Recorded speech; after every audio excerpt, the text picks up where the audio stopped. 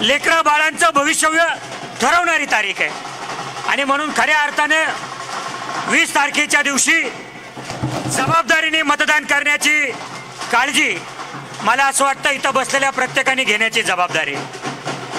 मित्रांनो, 2014 साली या देशामध्ये सत्तांतर झालं, त्याच्या लागोलाग आपल्या राज्यामध्ये सत्तांतर झालं आणि गेले 8-9 वर्ष सातत्याने तुमचा माझा महाराष्ट्र लुटण्याचं काम दिल्लीमध्ये बसलेले 2 हुकुमशहा करतायत. सातत्याने महाराष्ट्राला ओरबाडलं जातंय, महाराष्ट्राला नागावलं जातंय आणि हे सगळं चालू असताना ज्यांच्यावर खऱ्या अर्थाने महाराष्ट्राच्या विकासाची जबाबदारी दिली होती ही लोक मात्र 50 खोके घेऊन स्वतःला विकली गेलेली आहेत आणि दिल्लीच्या हुकुमशहा पुढे मुजरे करण्याचं काम या राज्यातल्या सरकारने केलं. आज तुमचा माझा महाराष्ट्र पूर्णपणे नागावला जात असताना त्याची जबाबदारी घेण्याचं सोडून दिल्लीच्या दरबारी मुजरे करण्याचं काम विद्यमान भारतीय जनता पक्षाचं सरकार करतंय. आणि म्हणून येणाऱ्या काळामध्ये ज्या लोकांनी या महाराष्ट्राचा स्वाभिमान दिल्लीला गहाण ठेवला, ज्या लोकांनी या महाराष्ट्राच्या स्वाभिमानाला न खळावलं, त्या लोकांना घरचा रस्ता दाखवण्याची जबाबदारी इथं बसलेल्या तुमच्या माझ्या सारख्या कार्यकर्त्यांची. मित्रांनो, आज आम्ही का पाहतोय आमच्या राज्यातले एक उद्योगधंदे बाहेर गेले. वेदांता फॉक्सकॉन गुजरातला गेला, टाटा एअरबसचा प्रकल्प गुजरातला गेला. तुमच्या नाशिक जिल्ह्यातला महिंद्रा आणि महिंद्राचा इलेक्ट्रिक गाड्यांचा प्रकल्प सुद्धा मागच्या महिन्यामध्ये गुजरातला गेला. बल्क ड्रग पार्क ते गुजरातला गेलं. सिंधुदुर्गचा पाणबुडीचा प्रकल्प गेला, बुटीबोरीचा सोलारचा प्रकल्प गेला. या राज्यामध्ये तुमच्या माझ्या घरातील युवकांना ज्या कंपन्या काम देणार होत्या त्या सगळ्या कंपन्या या 2 हुकुमशहांनी गुजरातला नेल्या आणि या कंपन्या थांबवण्याची जबाबदारी ज्या सरकारवर होती ते सरकारचे मुख्यमंत्री उपमुख्यमंत्री मात्र या गुजरातच्या 2 हुकुमशहा पुढे मुजरे करण्यामध्ये धन्यता मानली. लोकसभेला आपण पाहिलं कशा पद्धतीने लोकसभेला या लोकांना घरचा रस्ता दाखवण्याचं काम या राज्यातल्या जनतेने केलं आणि लोकसभेची निवडणूक झाल्यावर खऱ्या अर्थानं भारतीय जनता पक्षालाही कळालं आपलं काही खरं नाही आणि म्हणून नवीन नवीन योजना सुरू केल्या. लाडकी बहीण, लाडका भाऊ. खरं तर लोकसभेला मतांची झाली कडकी म्हणून यांना आठवली बहीण लाडकी. पण आज बहिणींनो काय परिस्थिती आहे? पाणी द्या पाहुणे, पाणी द्या. आज काय परिस्थिती आहे इथं बसलेल्या महिला वर्गाला मला सांगायचंय. राज्यातल्या 14,000 जिल्हा परिषदेच्या शाळा या सरकारने गेल्या वर्षभरात बंद करण्याचा घाट घातलाय. तुमची मुलं ज्या शाळेमध्ये शिकतात त्या शाळेमध्ये आरटीच्या माध्यमातून फुकट ऍडमिशन मुलांना मिळायचं. या सरकारने आरटीचा कायदा बदलला. तुमच्या माझ्या घरातली लहान मुलांना पहिलीला मोफत जे ऍडमिशन मिळत होतं ते ऍडमिशन प्रक्रिया सरकारमुळे उशिरा सुरू झाली. ऑक्टोबर महिना आला, राज्यातल्या जवळपास हजारो मुलांना पहिलीला ऍडमिशन फुकट मिळालं नाही. तुमच्या माझ्या घरातली जी मुलं डिप्लोमाला कॉलेजला जातात, राज्यातल्या सगळ्या शासकीय डिप्लोमा कॉलेजमध्ये शिक्षक भरतीच्या सरकारने अजून केलेली नाही आणि जे शिक्षक नेमले ते कंत्राटी शिक्षक आहेत आणि 2 वर्ष झाले या कंत्राटी शिक्षकांना या सरकारने अजून पगार दिलेला नाही. तुमच्या घरातला एखादा मुलगा 12वी पास होऊन डॉक्टर होण्याचं स्वप्न बघत असेल तर या सरकारने सगळ्यात मोठा डॉक्टरच्या परीक्षेमध्ये भ्रष्टाचार केला. यूपी, बिहार, गुजरात या राज्यामध्ये काठावर 12वीला पास झालेल्या मुलांना केंद्र सरकारमधल्या मंत्र्यांनी डॉक्टरच्या परीक्षेत चांगल्या मार्कांनी पास केलं आणि तुमच्या माझ्या राज्यातल्या महाराष्ट्रातल्या 12वीला चांगल्या मार्कांनी पास झालेल्या मुलांना या सरकारने डॉक्टरच्या परीक्षेत नापास केलं. का?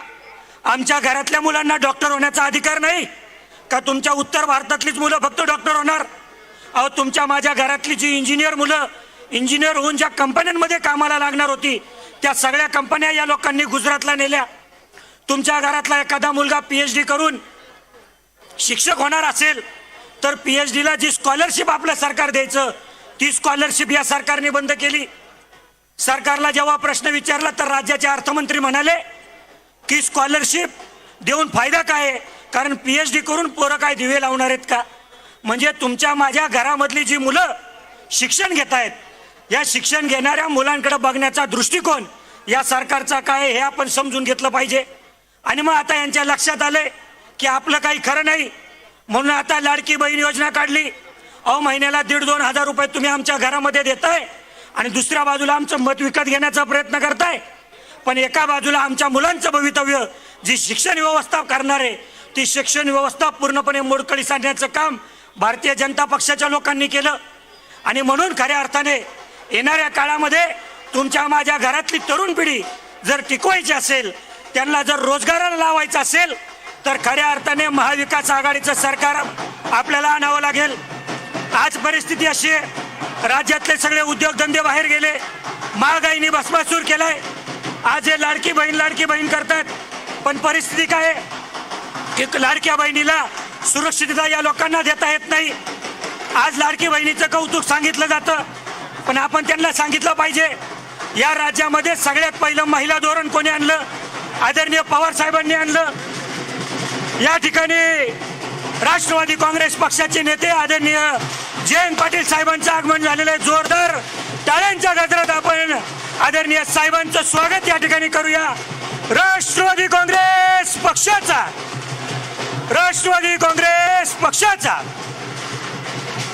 त्याचबरोबर आपले उमेदवार गणेश भाऊ गीते यांचं देखील व्यासपीठावर आगमन झालेलं आहे. जोरदार टाळ्यांच्या गजरात या सर्व मान्यवरांचं सहर्षाचं हार्दिक स्वागत आजच्या सभेच्या निमित्तानं आपण सर्वजण या ठिकाणी करूयात.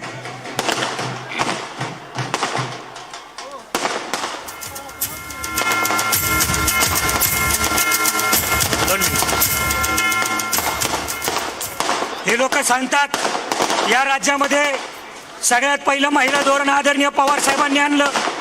महिलांना वडिलांच्या संपत्तीमध्ये वाटा आदरणीय पवार साहेबांनी दिला. महिलांना देशाच्या संरक्षण व्यवस्थेमध्ये काम करण्याची संधी आदरणीय पवार साहेबांनी दिली. महिलांना स्थानिक स्वराज्य संस्थेमध्ये आरक्षण निवडणुकीमध्ये पवार साहेबांनी दिलं. खऱ्या अर्थाने या राज्यातल्या महिला सक्षम करण्याचं काम जर कोणी केलं असेल तर ते आदरणीय पवार साहेबांनी केलंय. आणि म्हणून या राज्यातल्या महिला शक्तीने सुद्धा आदरणीय पवार साहेबांच्या पाठीमागे आणि पर्यायाने गणेश भाऊंच्या पाठीमागे उभे राहण्याची भूमिका येणाऱ्या विधानसभेच्या निवडणुकीच्या निमित्ताने आपण सर्वजण घेऊया. येणाऱ्या 20 तारखेला आदरणीय गणेश भाऊ गीतेंच्या नावासमोरचं तुतारी चिन्हाचं बटन दाबून प्रचंड मताने त्यांना विजयी करूयात, हा संकल्प आजच्या सभेच्या निमित्ताने करूया. एवढं बोलून मी थांबतो. धन्यवाद. जय हिंद, जय महाराष्ट्र, जय राष्ट्रवादी. धन्यवाद. या ठिकाणी अर्थातच ज्यांच्या येण्याने ऊर्जा निर्माण झालेली आहे आणि ज्यांच्या येण्यामुळे एक नवीन चैतन्य निर्माण झालं असे सन्माननीय जयंतजी पाटील साहेब यांचं या ठिकाणी आगमन झालं. आपलं सहर्ष स्वागत. व्यासपीठावर बरेच जण मागे उभे आहेत, बरीच गर्दी आहे. आपल्या सगळ्यांना विनंती आहे, थोडी मागची गर्दी कमी केली तर फार बरं होईल. गोकुळजी पिंगळेंना विनंती आहे, कृपया आपण पुढे यायचं. आणि या ठिकाणी सर्व मान्यवरांना मी विनंती करतो, आपण आपल्या महाराष्ट्राचे आराध्य दैवत छत्रपती शिवाजी महाराज, त्याचप्रमाणे बहुजनांचा हक्क मिळवून देणारे, अखंड लढा देणारे क्रांतीसूर्य महात्माजी फुले, भारतीय संविधानाचे शिल्पकार डॉक्टर बाबासाहेब आंबेडकर आणि आद्य क्रांतिकारक राघोजी भांगरे यांच्या प्रतिमेस हार अर्पण करून आजच्या सभेला आपण सुरुवात करणार आहोत. मान्यवरांच्या हस्ते या ठिकाणी आपण पुष्पहार अर्पण करतोय. बहुजनांची आघाडी, अखंड स्थितीचा निर्धारू, वरदवंत, यशवंत, कीर्तिवंत, सामर्थ्यवंत असा तो जाणता राजा छत्रपती शिवाजी महाराज की जय. डॉक्टर बाबासाहेब आंबेडकर यांचा विजय असो. या ठिकाणी गोकुळजी काकड यांना विनंती करतो, कृपया आपण प्रास्ताविक करावं.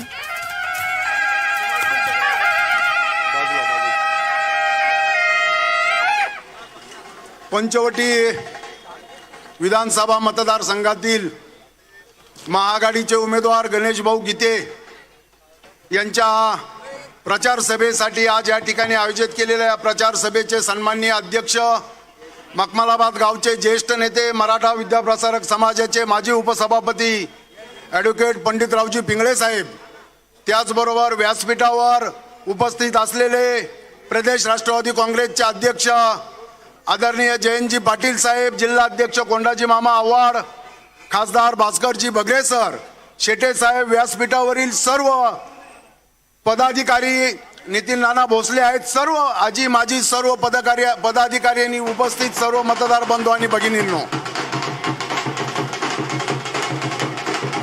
या ठिकाणी कृपया बंद करा. विक्रम, ते बंद करा. एजाज पटेलला विनंती आहे, कृपया व्यासपीठावरती यायचं. एजाज पटेल, शंभू बागुल, अजयजी बागुल यांनी कृपया व्यासपीठावरती यायचंय. येत्या 20 तारखेला बांधवांनो महाराष्ट्राच्या विधानसभेची निवडणूक संपन्न होत असून त्याच अनुषंगाने पंचवटी विधानसभा मतदारसंघाची निवडणूक या ठिकाणी संपन्न होणार आहेत. आणि या निवडणुकीसाठी आपल्या महाआघाडीच्या वतीने आदरणीय गणेशजी गीते यांना या ठिकाणी उमेदवारी दिलेली आहे. प्रास्ताविकामध्ये पाटील साहेब, एकच मी या ठिकाणी मखमलाबाद गावच्या वतीने सांगेल की मखमलाबाद गाव हे संपूर्ण 12 बलुतेदार समाजांना बरोबर घेऊन चालणारं गाव आहे. या गावामध्ये साहेब संपूर्ण राजकीय क्षेत्रात, शैक्षणिक क्षेत्रामध्ये आणि शेतीमध्ये काम करणारे सर्व मान्यवर मखमलाबादमध्ये आहेत. कुठल्याही निवडणुका असो, आम्ही मोठ्या गुणी गोविंदानं या ठिकाणी या निवडणुका संपन्न करीत असतो. आणि हे गाव आदरणीय शरदचंद्रजी पवार साहेब आणि उद्धव साहेब ठाकरे आणि काँग्रेस पक्षाला मानणारं गाव असल्यामुळे मखमलाबादमधनं गणेश भाऊ गीते यांना प्रचंड मोठी आघाडी आम्ही या ठिकाणी देऊ, ही आपल्या सर्वांसमोर शिवसेनेच्या वतीनं आपल्याला ग्वाही देतो. आणि पाटील साहेब, आपल्याला सिन्नरला जायचं असल्यामुळे मी जास्त बोलणार नाही, परंतु एक विनंती आपल्याला करेल की उद्या आपल्या जाहीरनाम्याचं प्रकाशन मुंबईमध्ये होतंय. शेतकऱ्यांच्या बाबतीमध्ये आदरणीय पवार साहेबांनी 70,000 कोटी रुपयाची कर्जमाफी या महाराष्ट्रामध्ये केली होती. आणि त्यानंतर आता सर्व शेतकऱ्यांना आपण 3 लाख रुपयापर्यंत कर्जमाफी देण्याची घोषणा त्या ठिकाणी केली.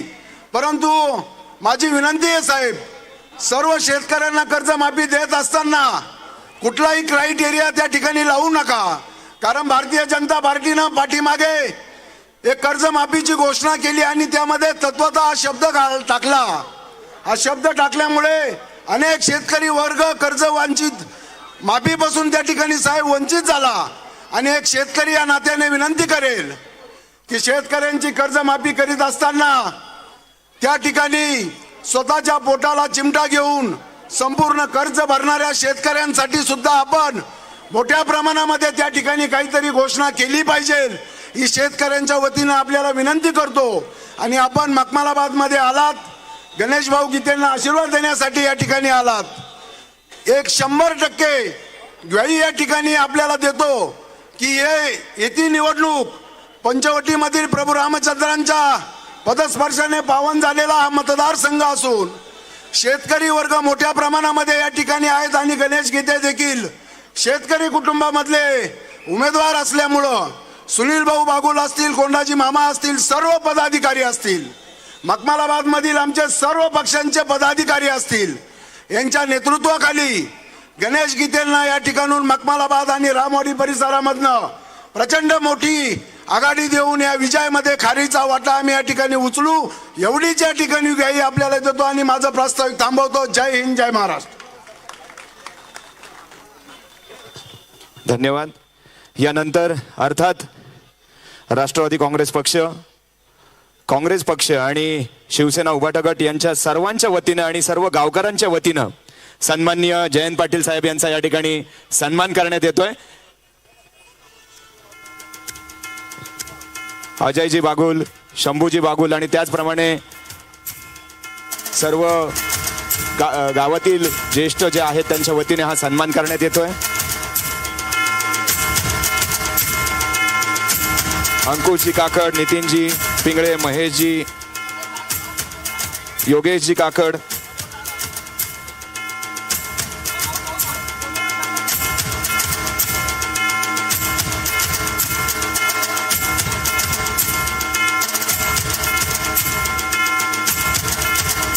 सचिनजी पिंगळे, प्रमोदजी पालवे, प्रवीणजी जमदडे या सर्वांच्या वतीने हा सन्मान करण्यात येतोय. गणेशजी काकड आणि सहकारी शिवतांडळ प्रतिष्ठान यांच्या वतीने देखील हा सन्मान करण्यात येतोय. महेशजी,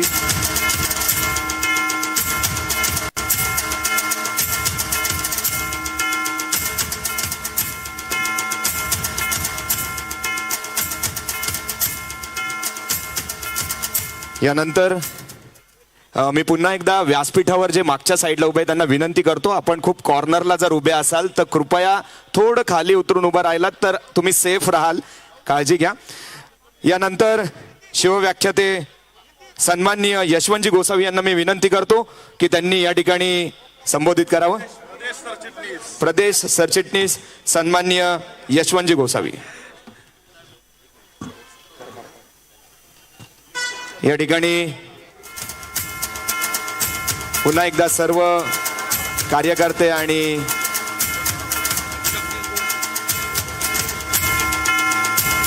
जगदीशजी गोडसे यांना मी विनंती करतो, कामगार नेते सन्माननीय जगदीशजी गोडसे यांना विनंती करतो त्यांनी स्टेजवर यावं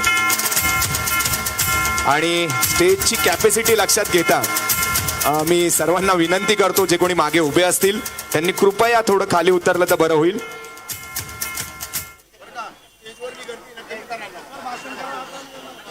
माझी स्टेजवरच्या सगळ्या आमच्या मान्यवरांना विनंती आहे, आपण उभे आहात, आपल्यामधून इथून फक्त गणेश भाऊ उभे आहेत, त्यामुळे बाकीच्यांनी खाली किंवा वरती बसलं तरी हरकत नाही. महाराष्ट्राचं आराध्य दैवत छत्रपती शिवाजी महाराज ज्या नाशिक जिल्ह्याच्या मातीत आपण बोलतोय, ती माती ज्यांनी आपल्या समतेच्या विचारानं नांगरली ते राष्ट्रपिता महात्मा ज्योतिराव फुले. याच नाशिकच्या मातीमध्ये उदोजी मराठा बोर्डिंग काढून महात्मा फुलेंचा समतेचा विचार ज्यांनी रोवला ते लोकराजा राजर्षी छत्रपती शाहू महाराज.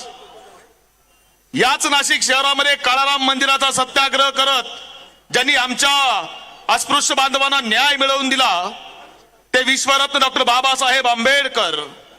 याच नाशिक जिल्ह्याच्या मातीमध्ये ज्यांनी घाट बांधला, ज्यांनी या मातीमध्ये धर्मशाळा उभ्या केल्या, त्या राजमाता अहिल्यादेवी होळकर ज्यांची आज जयंती आहे, ते राघोजी भांगरे, तंट्या भील, जननायक बिरसा मुंडा यांच्यासह तमाम महापुरुषांना प्रथमतः विनम्र अभिवादन करतो. ज्यांच्या विचारावर गेली 50 वर्ष अविरतपणे महाराष्ट्र प्रेम करतोय आणि गेली 50-55 वर्ष ज्या माणसानं आपल्या सर्वस्वाचा त्याग करत या मातीमधल्या तरुणांना, शेतकऱ्यांना, कष्टकऱ्यांना, वंचितांना, गोरगरिबांना, बहुजनांना पुढे आणत महाराष्ट्र पुढे नेण्याचं काम केलं, ते पद्मविभूषण आदरणीय शरदचंद्रजी पवार साहेब.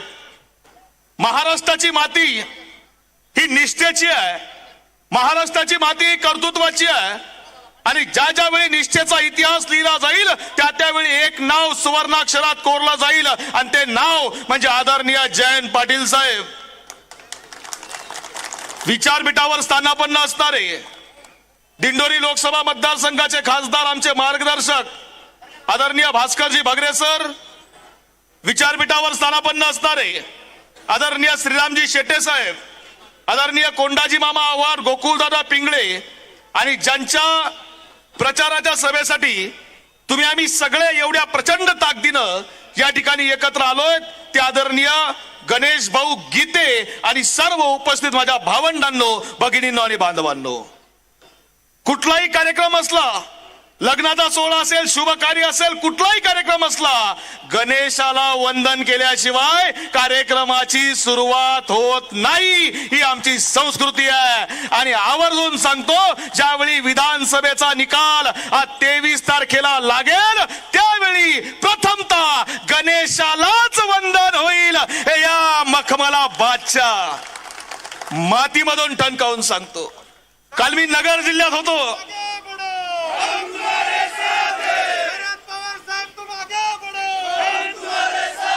मी काल नगर मध्ये होतो. नगर मधून सभा संपवून नाशिक मध्ये आलो.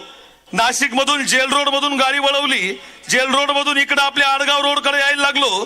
दोन्ही बाजूला बघितलं. मला माझ्यापेक्षा तुम्हाला माहिती असेल त्या रोडनं येत होतो आणि बघत होतो. याही साईडला बॅरिगेट्स, त्याही साईडला बॅरिगेट. पेट्रोल पंप बंद, हॉटेल बंद. रात्रीचे 11:30 वाजले. जेवायला मिळत नव्हतं. इकडं बंद, तिकडं बंद, सगळं रोड बंद.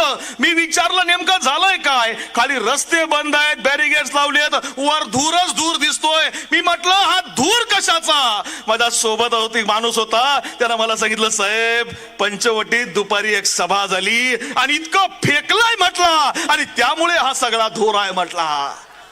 सगळी फेकाफेकी, सगळी फेकाफेकी. अरे काय सांगताय तुम्ही.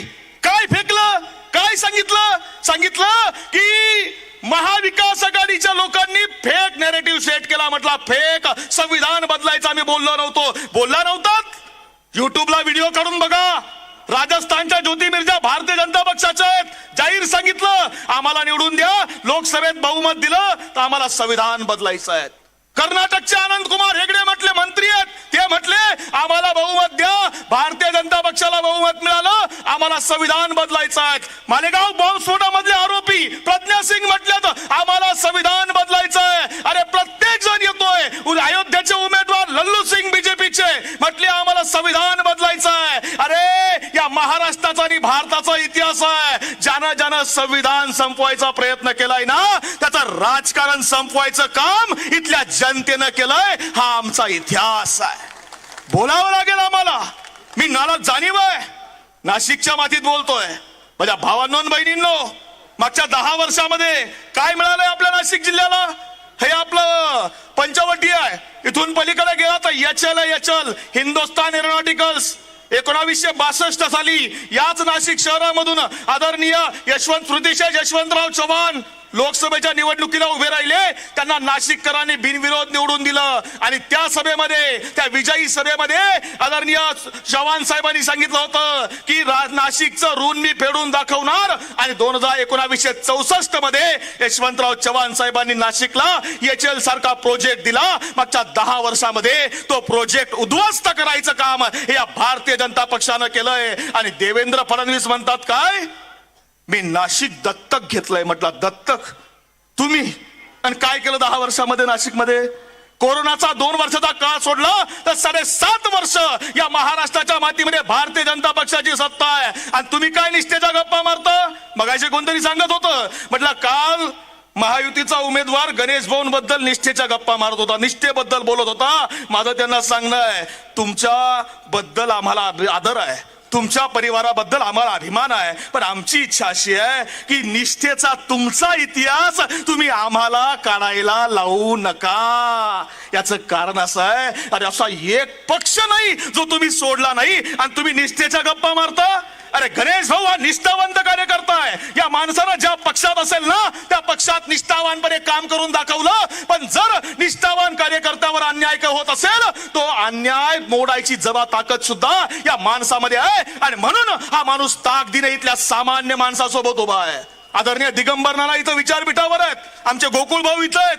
तिघही पिढ्या ही सगळी माणसं यांच्या दारात गेलेला माणूस आतापर्यंत परत कधी आला नाही. हा या कुटुंबाचा इतिहास आहे. कारण शेतकऱ्याचं कुटुंब आहे, हे कष्टकऱ्याचं कुटुंब आहे, सामान्य माणसाचं कुटुंब आहे. आणि भारतीय जनता पक्षाला विनंती आहे की तुम्ही बोलताय कोणाबद्दल हे बोलण्याचं सोडा. तुम्ही ज्या घोषणा केल्या तर त्याचं काय झालं.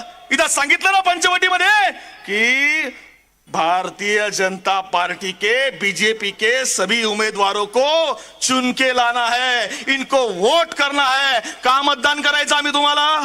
का मतदान करायचं. नाशिकमध्ये ट्रॅफिक वाढवली म्हणून, नाशिकचा महिंद्राचा प्रकल्प गुजरातला नेला म्हणून, आमचा वेदांता फोक्सोगानचा प्रकल्प तुम्ही गुजरातला घेऊन चालला म्हणून आमच्या नाशिक जिल्ह्याचं पाणी पळवून गुजरातला घेऊन जाताय. त्याच्याकरता आम्ही नाशिककरांनी तुम्हाला मतदान करायचं का.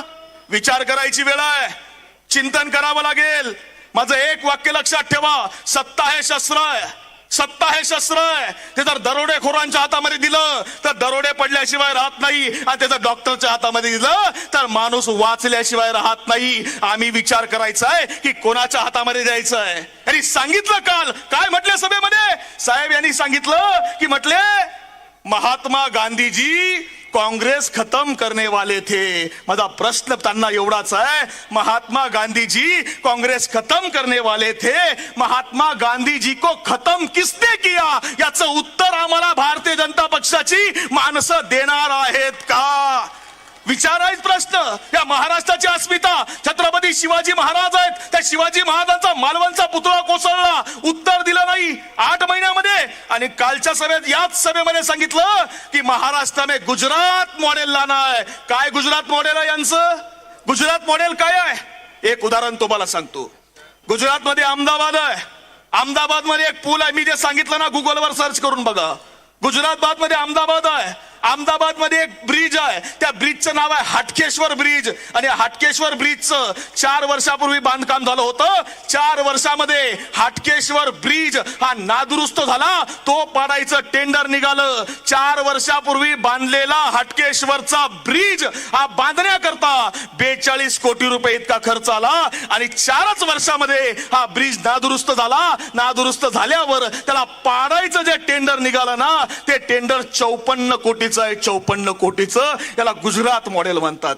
ते गुजरात मॉडेल तिकडे भंगारमध्ये विका, महाराष्ट्रामध्ये आणू नका. महाराष्ट्राची अस्मिता या मातीमधला विचार आहे. आणि प्रत्येक जागेवर आम्ही लोकसभेच्या विजयाची सभा झाली, आदरणीय साहेब इथं आहेत, त्या प्रचाराच्या सभेमध्ये मी साहेबांना विचारलं होतं, साहेब भारतीय जनता पक्ष स्वतःला काय सांगतो माहितीये काय?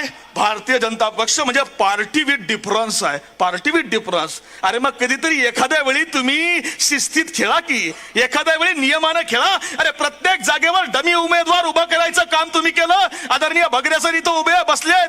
भगरे सरांच्या दिंडोरी लोकसभा मतदारसंघामध्ये यांनी बँडवर ताशा वाजवणारा माणूस त्याचा फॉर्म भरला आणि त्याच्या नावापुढे सर लिहिलं. सर, अरे जो बँडवर ताशा वाजवतो त्याच्या नावापुढे सर लिहिलं, त्या माणसाला 1,05,000 मतं पळाली. तर अरे कधीतरी नियमानं खेळा ना. याही मतदारसंघामध्ये डमी उमेदवार उभं करायचं काम केलंय. पण एक गोष्ट लक्षात ठेवा की तुम्ही किती डमी उमेदवार उभे केलेत ना, लोकसभा तो झाकी है, विधानसभा भी बाकी है. लोकांच्या मनात राग आहेत. माझ्या महिला माता भगिनींनो, हे आम्हाला सांगतात लाडकी बहीण लाडकी बहीण. काय लाडकी बहीण आहे? भारतीय जनता पक्षाची लोक लोकसभेच्या काळात कोणाचा प्रचार करत होते माहितीये तुम्हाला? कर्नाटकामध्ये प्रज्वल रेवन्ना नावाचा एक उमेदवार आहे. हा प्रज्वल रेवन्ना नावाचा उमेदवार भारतीय जनता पक्षाचा सहयोगी पक्षासोबत उभा होता. आणि या उमेदवाराच्या प्रचाराकरता देशाचे पंतप्रधान गेले.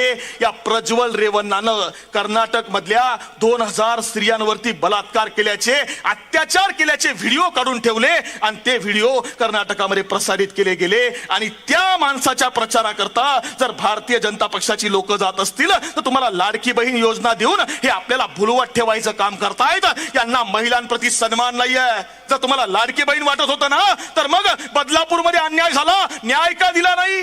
ज्या पद्धतीनं त्या आर शिंदेला मारलं ना, त्याच पद्धतीनं जो खरा आरोपी आपटे त्याला सुद्धा गोळ्या घातल्या असत्या ना, तर आम्ही म्हटलो असतो की न्याय झाला. न्याय द्यावा लागणार आहे, स्त्रियांकरता बोलावं लागणार आहे.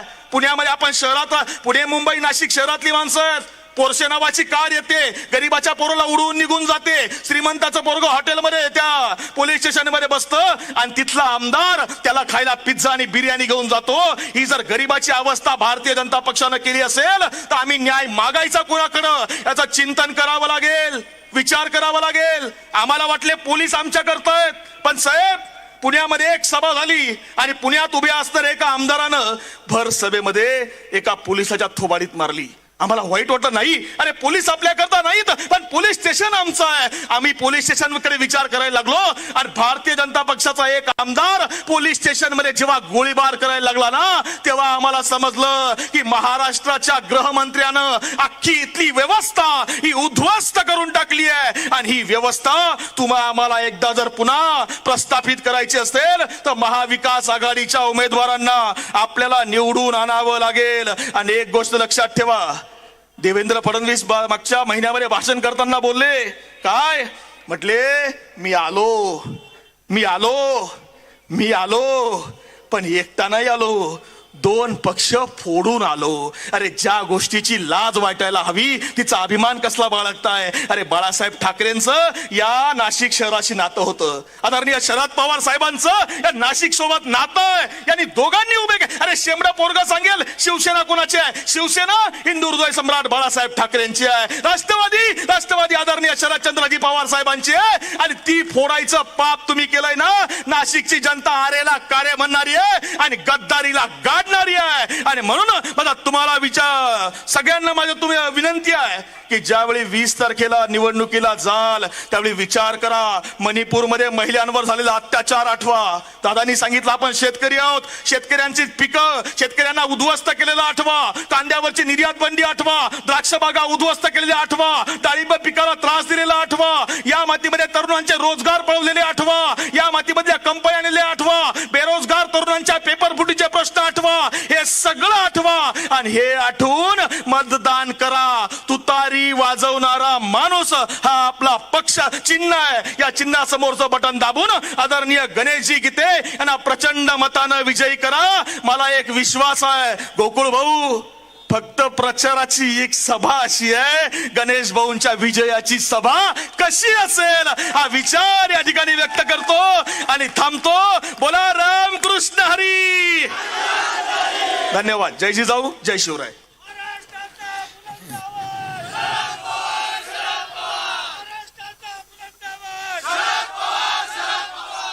इतके प्रेरणादायी आणि ऊर्जात्मक शब्द ऐकल्यानंतर खरंच एक वेगळी ऊर्जा या ठिकाणी निर्माण झाली आहे. यानंतर आपणा सर्वांचे लाडके कामगार नेते सन्माननीय जगदीश गोडसे यांना मी विनंती करतो की त्यांनी या ठिकाणी 2 शब्द मार्गदर्शन करावं. सन्माननीय जगदीशजी गोडसे यांना मी विनंती करतो.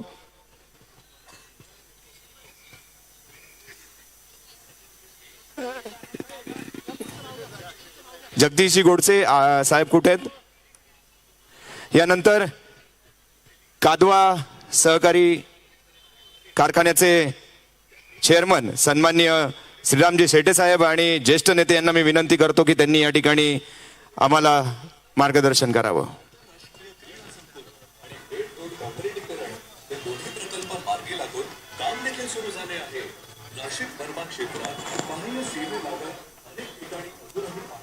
सन्मान्य जयंतरावजी पाटील साहेब, गीते साहेबांच्या प्रचाराच्या निमित्तानं या ठिकाणी उपस्थित असलेलं सन्मान्य व्यासपीठ, समोर बसलेले बंधू आणि भगिनी, मी या ठिकाणी आपल्या सगळ्यांना विनंती करतो की पवार साहेबांनी आपलं संपूर्ण आयुष्य या देशातील आदिवासी, दलित, अल्पसंख्याक, भूमिहीन, मजूर, ओबीसी समाज, शेतकरी बांधव यांच्याकरता प्रचंड काम आयुष्यभर केलेलं आहे. त्यांचं वय पाहता आजच्या या घडीला ते रात्रंदिवस या ठिकाणी ही जी काही व्यवस्था बिघडलेली आहे ती दुरुस्त करण्याच्या दृष्टीनं प्रयत्न करतायत. बंधूंनो, एकच मुलगी आहे, त्यांना आयशा आरामामध्ये या ठिकाणी आयुष्य घालता येईल. परंतु ज्या समाजानं या ठिकाणी आजपर्यंत सत्ता दिली, महाराष्ट्रामध्ये अनेक वर्ष या ठिकाणी मुख्यमंत्री म्हणून काम करायची संधी दिली, केंद्रामध्ये दिली, अडचणीच्या काळामध्ये पक्ष फुटला तरी त्या पक्षाचा जनाधार या ठिकाणी वाढवण्याकरता अनेक सहकाऱ्यांनी सहकार्य केलं. आणि म्हणून त्यांना असं वाटतं का आयुष्याच्या शेवटच्या क्षणापर्यंत ह्या लोकांकरता, जनतेकरता काहीतरी करणं ही आपली जबाबदारी आहे. ते ती प्रामाणिकपणे पार पाडतायत. त्यांना साथ देण्याकरता गीते साहेबांना प्रचंड मतानं निवडून आणा. येणारं जे सरकार आहे ते महाआघाडीचं येणार आहे आणि त्या सरकारामध्ये आपल्या विचाराचा आमदार त्या ठिकाणी असावा, असा विचार या ठिकाणी आपण करा आणि त्यांना प्रचंड मतं देऊन निवडून आणा. एवढीच या ठिकाणी हात जोडून विनंती करतो आणि माझे 2 शब्द संपवतो.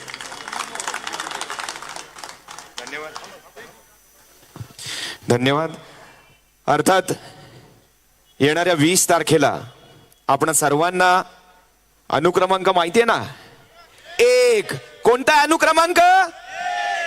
एक नंबरचं जे बटन आहे आणि उमेदवार पण एक नंबर आहे.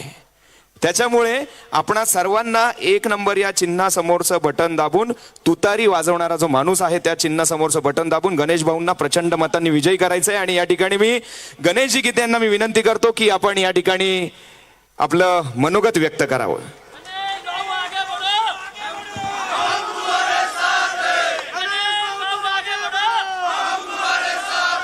महाराष्ट्राचा बुलंद आवाज, महाराष्ट्राचा बुलंद आवाज. आज या ठिकाणी माझ्या प्रचार सभेसाठी सर्वप्रथम मी महाराष्ट्राचे आराध्य दैवत छत्रपती शिवाजी महाराज यांना त्रिवार वंदन करतो.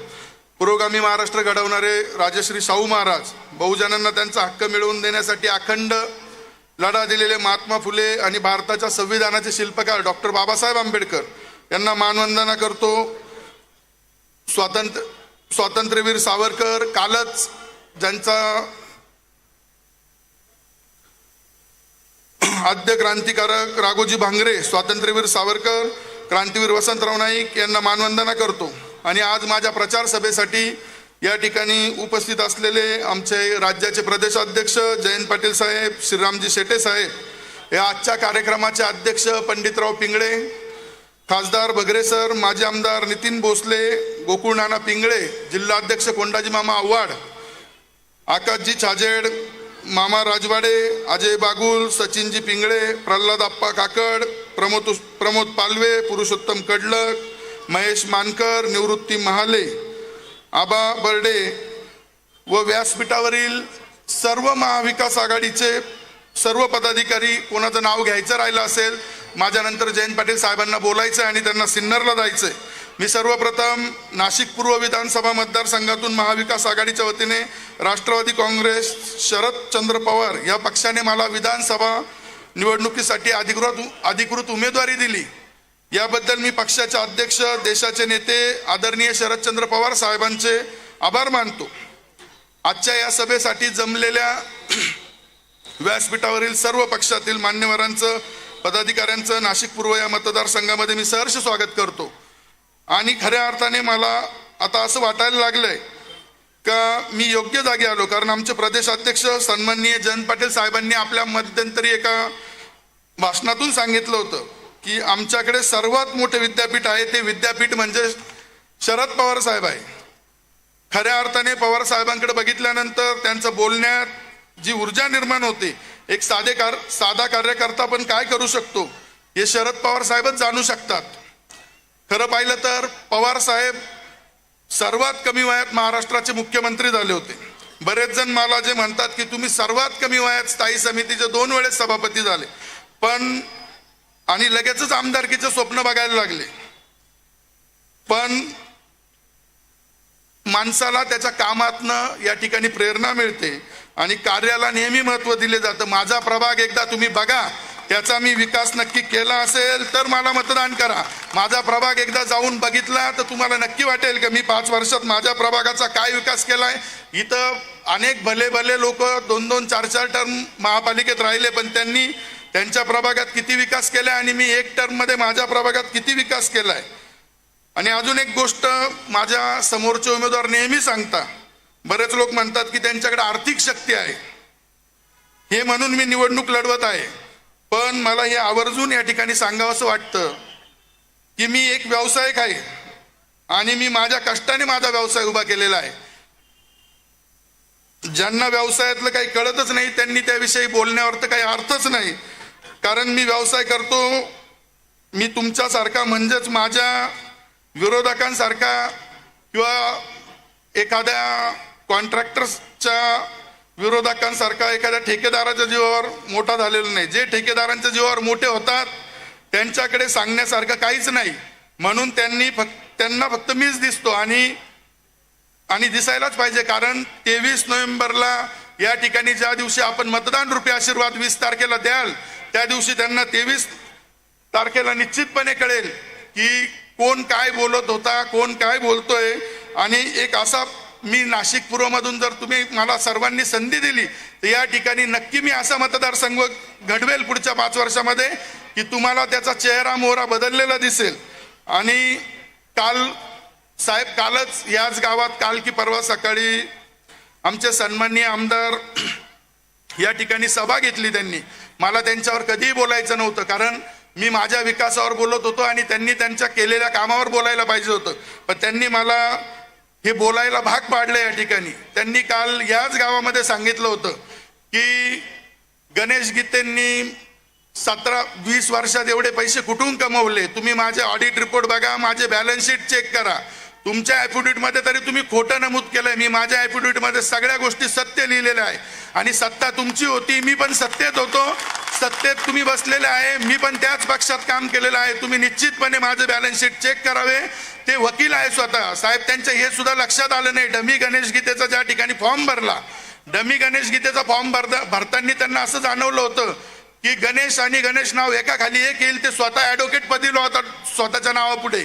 पण अ ब क ही नॅशनलाइज पार्टी, राज्यस्तरीय पार्टी आणि त्याच्यानंतर अपक्षाला अ ब क ड बाराखडी लावली जाते.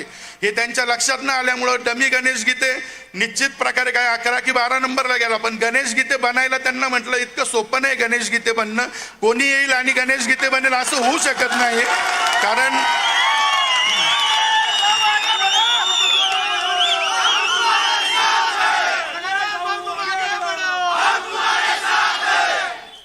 कारण गणेश गीते बनायला फार खस्ता खायला लागतं. मी फार खस्ता खाऊन इथपर्यंत आलेलो आहे. ठीक आहे, कोणाला वाटत असेल की आज जे काही दिसतंय पण त्याच्यासाठी मी खूप मेहनत केलेली आहे. मी आज पण 18 तास काम करतो, सामाजिक जीवनात पण काम करतो, राजकारणात पण काम करतो, पण त्याचबरोबरीने माझ्या व्यवसायात पण लक्ष देतो. त्यामुळे माझं खालचं जे स्ट्रक्चर आहे ते मी इतकं मजबूत बनवलेलं आहे की तिथे कोणी मला हलवू शकत नाही. इथं मला भले भले हलवून गेले. मी कॉम्पिटिशन माझ्या व्यवसायात पण भरपूर लोकांनी केली. आणि साहेब, मी यापूर्वी आपल्या महाराष्ट्र शासनाचा 2016 पर्यंत 29 जुलै 2016 पर्यंत महाराष्ट्र शासनाचा कॉन्ट्रॅक्टर पण होतो. पण 29 जुलै 2016ला मी स्वतःहून माझा महाराष्ट्र शासनाशी रिलेटेड असलेला सगळा व्यवसाय स्वतःहून सोडला. कारण त्याच्यात साहेब आपण मुन्नाला पण विचारू शकता, पुणेकरला, तो तुमच्या गावचा आहे. कारण मी विचार केला की माणसाला जगायला फार कमी गोष्टी लागतात आणि रोज घरून उठायचं, 15 दिवस बाहेर गावी राहायचं, परत नाशिकला यायचं, परत जायचं. मी असा स्वतः कॉन्ट्रॅक्टर असेल की ज्याच्याकडे 5-5 जिल्ह्यांचं काम होतं आणि त्या ठिकाणी स्वतःहून काम सोडणं आणि या ठिकाणी बाहेर पडणं हे इतकं सोपं नसतं. आणि त्यानंतर मी 2017ला नाशिक महापालिकेची निवडणूक लढलो. पाणी घेत होतं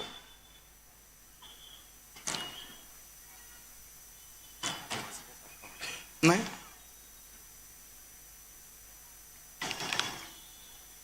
त्यामुळे माझ्या कामावर, माझ्या कर्तृत्वावर 100% विश्वास आहे. इथे समोर बसलेली जनता पण निश्चितपणे 20 तारखेला त्यांना आठवण करून देईल की कोण कसं काम करतं. साहेब, मी माझ्या 2 वर्षाच्या स्थायी समितीच्या महापालिकेच्या कार्यकाळामध्ये माझ्या मतदारसंघामध्ये आणि ह्या गावाच्या बॉर्डरवर 35 एकर जागेत एक आंतरराष्ट्रीय दर्जाचं स्टेडियम बनवलं. त्यानंतर माझ्या प्रभागामध्ये एक 500 मुलांच्या कॅपॅसिटीची ई लर्निंग अभ्यासिका बनवली. हिंदू हृदय सम्राट बाळासाहेब ठाकरे हॉस्पिटल नव्याने माझ्या कार्यकाळात रिनोव्हेट करून कोविडच्या काळामध्ये मी अनेक लोकांसाठी 1000 बेडचं ते उपलब्ध करून दिलं. त्या ठिकाणी तिथं मटेरियल येऊन पडलेलं होतं, MRI CT स्कॅन सेंटर, सर्व मटेरियल धूळ खात पडलेलं होतं 2 वर्ष. ते पण मी माझ्या कार्यकाळात, ज्यावेळेस कोविडची भयावह परिस्थिती निर्माण झाली त्यावेळेस मी माझ्या कार्यकाळामध्ये पूर्ण क्षमतेने 2 वर्ष तिथं काम केलं. ते हॉस्पिटल 1-1.5 महिन्यात उभं केलं आणि ते CT स्कॅन, MRI ही सुविधा लोकांना मोफत सुरू करून दिली. माझ्या कार्यकाळामध्ये शहरातील माता, बंधू आणि भगिनींना जो त्रास होत होता, जे ट्रान्सपोर्ट जे आमचं नाशिकचं होतं ते महामंडळाकडे होतं आणि त्या गाड्या मोठ्या प्रमाणात खराब झालेल्या होत्या. पण आमच्या इथे महापालिकेच्या बसेस मी सिटी लिंक माझ्या कार्यकाळामध्ये या ठिकाणी सुरू करून दिली. आणि या ठिकाणी कोणी काही आरोप केले, मी माझ्या विकासाच्या बाबतीत कुठेही मागे राहिलेलो नाही. मी निश्चितपणे माझ्या मतदारसंघाचा किंवा माझ्या ज्या ठिकाणी काम करत होतो त्या ठिकाणी विकासच केलेला आहे. आणि कालच या गावामध्ये मला सकाळी मी व्हिडिओ क्लिप ऐकली. आता तर माझ्या समोरचे उमेदवार गावात समोर बसलेल्या लोकांकडनं विचारताय की तुम्ही आम्हाला ठराव करून द्या की गाव आमच्या मागे आहे. अहो, गावाने पहिलेच ठरवले गाव कोणाच्या मागे आहे. तुम्हाला ठराव करायची वेळ येते म्हणजे तुम्ही त्याच्यावर विचारच केला पाहिजे की वरून एकच जण बोलतोय की आपण सर्व गावाचा पाठिंबा देतो, खालून तर कोणीतरी बोललं पाहिजे की आम्ही गावाचा पाठिंबा देतो. त्यामुळे निश्चितपणे त्यांना आमच्या इथे औरंगाबाद रोडला ते काल इथं सांगितलं की मी शेतकऱ्याचा मुलगा आहे, माझी नाशिक पूर्वमध्ये माझं राहतं घर सोडून 1 एकर पण जमीन नाही. अहो, जे औरंगाबाद रोडला जे आता 2 उड्डाण पूल मंजूर केले, त्यांचे कार्यकर्ते तर म्हणतात उड्डाण पूल झाले तिथं. उड्डाण पूल मंजूर केले साहेब, 40-40 कोटीचे 2 उड्डाण पूल. शहरात हा रस्ता जर इथला बघितला तर गावात जायला सोयीची जागा नाहीये नाशिक पर्यंत जायला. आणि आमचा औरंगाबाद रोड चांगला खोदून त्याच्यावर काम करण्यासाठी, कॉन्क्रीट रोड करण्यासाठी चांगला रोड खोदून त्याच्यावर 40 कोटीचं काम भाच्याला, 40 कोटीचं काम दाजीला आणि 40 कोटीचं काम भावाला. आणि म्हणता की आम्ही कॉन्ट्रॅक्टर नाही, आम्ही पैसे कमवत नाही. मग पैसे हे कामं फॉरकॉनच्या नावावर कोणाचे काम आहे? गजानन ट्रेडिंग नावाची कंपनी आहे, कोणी ऑनलाईन सर्चिंग करायची का? ही गजानन ट्रेडिंग नावाची कंपनी आहे, कोणी ऑनलाईन चेक करायचं ही कंपनी कोणाची आहे? MSCB चे कॉन्ट्रॅक्टर कोण आहे? त्याच्या आजही ऑनलाईन तुम्ही चेक करायला गेले तर त्या ठिकाणी तुम्हाला वेबसाईटवर त्यांनी जरी राजीनामा दिलेला असेल तरी दिसेल की ही कंपनीचा फाउंडर कोण आहे. आणि वरून लोकांना सभ्यपणाच्या गोष्टी सांगवायच्या. माझी सर्व मतदारसंघातल्या बंधू माता भगिनींना सर्वांना विनंती आहे, कोणाच्याही खोटं बोलण्याला, कोणाच्याही गळ्यात हात टाकण्याला आणि बॉस म्हणणाऱ्याला बळी पडू नका. या ठिकाणी मी निश्चितपणे या मतदारसंघाचा निश्चितपणे विकास करेल आणि विकास केल्याशिवाय परत बोलणार नाही.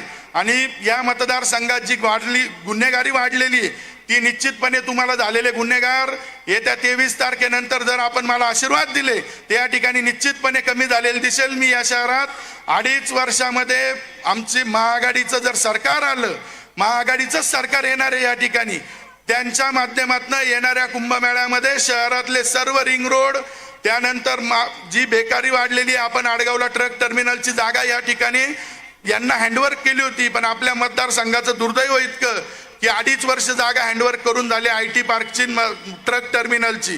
पण केंद्र सरकार फुकट पैसे देणार होतं.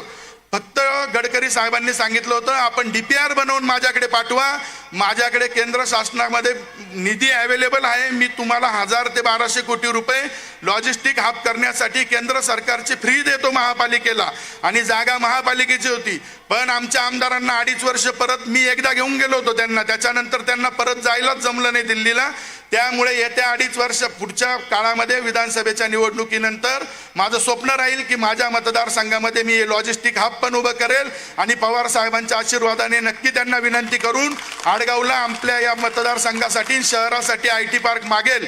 आणि आपल्या सर्वांनी या ठिकाणी या सभेला मोठ्या प्रमाणात उपस्थिती लावली त्याबद्दल मी सर्वांचे आभार मानतो. जय हिंद, जय महाराष्ट्र.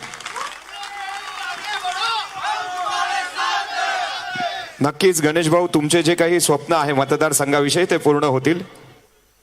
या ठिकाणी सन्माननीय गजाननजी शेलार साहेब यांचं देखील आगमन झालं. एकदा जोरदार टाळ्यांनी आपण त्यांचं स्वागत करूयात. त्याचप्रमाणे सन्माननीय छबूजी नागरे साहेब यांचं देखील आगमन झालं. आपलं देखील सहर्ष स्वागत. यानंतर या ठिकाणी राष्ट्रवादी वारकरी आघाडीकडून नाशिक पूर्व विधानसभा वारकरी मंडळींकडून गणेश भाऊ यांना जाहीर पाठिंबा देण्यात आलाय, त्यांना पाठिंबा जाहीर करण्यात आला. एकदा जोरदार टाळ्यांनी त्यांचा आभार मानलं पाहिजे. त्याचबरोबर अमरजी ठोंबरे जे सचिव आहे निवृत्तीनाथ संस्थानचे, जिल्हा प्रमुख आहेत राष्ट्रवादी वारकरी आघाडीचे त्र्यंबकेश्वरचे, त्यांचं देखील आभार. चैतन्य महाराज नागरे वारकरी संप्रदायाचे जे जिल्हा प्रमुख आहेत त्यांचं देखील आभार. या सर्व आघाडींकडनं नाशिक पूर्वसाठी पाठिंबा जाहीर करण्यात आलेला आहे. यानंतर रामकृष्ण हरी, यानंतर ॲडव्होकेट पंडितराव पिंगळे यांना मी विनंती करतो की त्यांनी मार्गदर्शन करावं.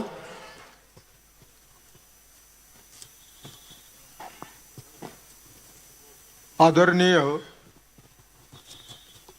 जयवंतरावजी पाटील, आपले उमेदवार गणेशजी गीते, खासदार इथे आलेले भगरे शेट्टे साहेब आहेत, राष्ट्रवादीचे अध्यक्ष पण इथं आलेले आहेत आणि बरीचशी मंडळी या ठिकाणी आलेली आहे. मला वाटतं सगळ्यांचं नाव घेणं काही इष्ट होणार नाही, कारण साहेबांना पुन्हा सिन्नरला सभेला जायचं. मला आपल्याला एकच गोष्ट या ठिकाणी सांगायची आहे. माझ्यासारखा कार्यकर्ता गेली 45-50 वर्षे शरद पवार बरोबर काम करतो आहे आणि माझ्या गावामध्ये जयंतराव पाटलांचे पाय या ठिकाणी लागले. मला असं वाटतं याचाही आनंद आमच्या सगळ्या मखमलाबादकरांच्या मनामध्ये या ठिकाणी आहे. आपल्याला माहिती आहे की 1 जूनला आपण मतदान केलं होतं आणि राष्ट्रवादीच्या तराजूमध्ये आपण आपलं मत टाकलं. 40-50 आमदार सोडून गेले असताना पवार साहेबांनी हा राष्ट्रवादी पक्ष उभा करण्याचा चंग बांधला आणि आनंद आपल्याला या गोष्टीचा आहे की महाराष्ट्रानं भरभरून राष्ट्रवादीला आणि आपल्या आघाडीला या ठिकाणी बहुमत दिलं आणि भाजपचा पराभव करण्याचा या ठिकाणी प्रयत्न केलेला. आज खरं संकट आपल्या पुढे या. आपल्याला केंद्रातलं भाजपचं सरकार संपवायचं असेल, महाराष्ट्रातलं भाजपचं फडणवीसचं सरकार संपवायचं असेल तर आपल्याला एकजुटीनं या ठिकाणी उभं राहावं लागेल. आज परिस्थिती अशी दिसते आहे, शेतकऱ्यांचे एका बाजूला हाल झाले, कामगारांचे या ठिकाणी हाल झाले, सहकार क्षेत्र या ठिकाणी मोडीत निघालं. या सगळ्या गोष्टी संपवायच्या असतील तर मला असं वाटतं की महाविकास आघाडीच्या पाठीमागं आपण सर्वांनी एक दिलानं उभं राहून या ठिकाणी शक्ती देण्याचं काम या ठिकाणी करावं. मी अधिक काही बोलणार नाही. साहेबांना या ठिकाणी सिन्नरला जायचंय म्हणून सगळ्यांना विनंती करतो की महाविकास आघाडीचे उमेदवार गणेशजी गीते या मतदारसंघामध्ये उभे आहेत. त्यांना शक्ती द्या, ताकद द्या आणि आपलं मत त्यांच्या पाठीशी उभं करा, एवढीच विनंती करून मी या ठिकाणी थांबतो. जय हिंद, जय महाराष्ट्र. या ठिकाणी मला पुढे नाही जायचं, मी मागत परा तुम्ही ठेवलेलं आहे. या ठिकाणी अतुलजी मते यांनी या मतदारसंघामधून माघार घेतलेली आहे. मी साहेबांना विनंती करीन की या ठिकाणी त्यांचा सन्मान आपण करावा.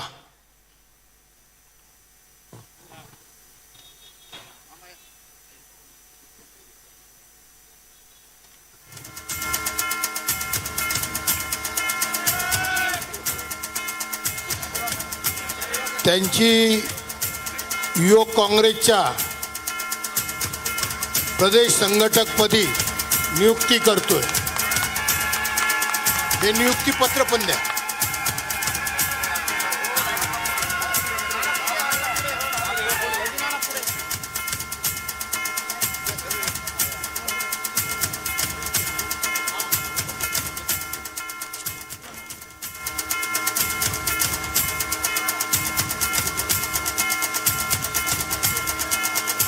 जगदीशजी गोडसे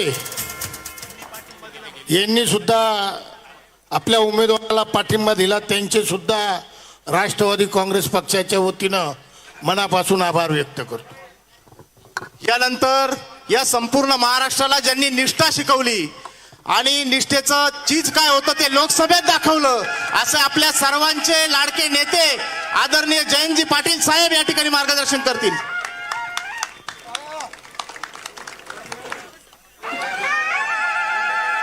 सभेचे अध्यक्ष, ज्येष्ठ नेते, मार्गदर्शक आदरणीय पंडितराव पिंगळे साहेब, आदरणीय श्रीराम शेट्टेजी,